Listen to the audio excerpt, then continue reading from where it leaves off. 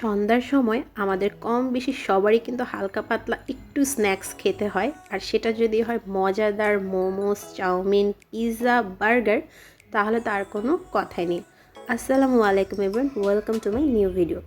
আজকে তোমাদের জন্য আমি এমন একটা প্লেসের ভিডিও নিয়ে চলে এসেছি যেখানে গেলে কিনা তোমরা একসাথে অনেকগুলো ফুড কার্ট পেয়ে যাবে, আর সেখানে পেয়ে যাবে মজার মজার মোমোস থেকে স্টার্ট করে পিৎজা, চিকেন চাপ থেকে স্টার্ট করে চিকেন ফ্রাই, তারপরে ফ্রাইড রাইস, মানে আরও অনেক কিছু পেয়ে যাবে। তো প্লেসটা হলো খিলগাঁওর ভূতের আড্ডার গলির সাথে কিন্তু এখন অনেকগুলো ফুডকার্ট একসাথে বসে গিয়েছে।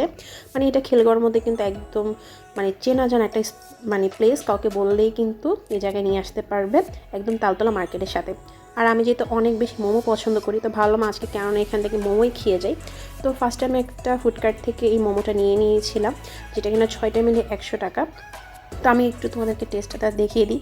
আমার কাছে এভারেজ লেগেছে, কারণ তাদের আসলে এখানে চিকেনের পরিমাণ কম, আর উপরে যে ময়দা বা আটা ওইটা অনেক ভারী ভারী লাগছিল, মানে ময়দার টেস্টই বেশি লাগছিল, মানে সব কিছু মিলে এভারেজ ছিল।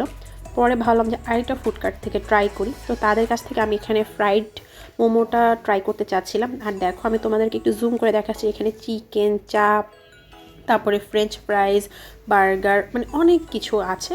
মানে যারা মনে করো যে সন্ধ্যাবেলা একটু আড্ডা দিব, ফ্রেন্ডরা মিলে একটু ফুডকার্ট থেকে খাওয়া দাওয়া করবো, তারা কিন্তু মাস্ট বি এখানে আসতে পারো। কারণ আমি তার এখানে সবগুলো ফুডকার্ট থেকে ট্রাই করি নেই, তাই জানি না। আর যে ফ্রাইড মোমোটা ছিল সেটাও আমার কাছে এভারেজ লেগেছিলো, মানে এত বেশি আহামরি লাগেনি। তো এখানে আসলে তোমরা আসলে সব খাবারগুলো একটু মোটামুটি টেস্টের মধ্যে পাবে। আর ফুড প্রাইসগুলো আহামরি অনেক বেশিও না কম না, সব কিছু মিলে মিডিয়ামের মধ্যেই। তো যারা খিলগাঁওয়ের আশেপাশে আছো তারা কিন্তু মাস্ট বি এসে এই প্লেসটা চেক করতে পারো আর ফুড কার্টগুলো খাবার ট্রাই করতে পারো।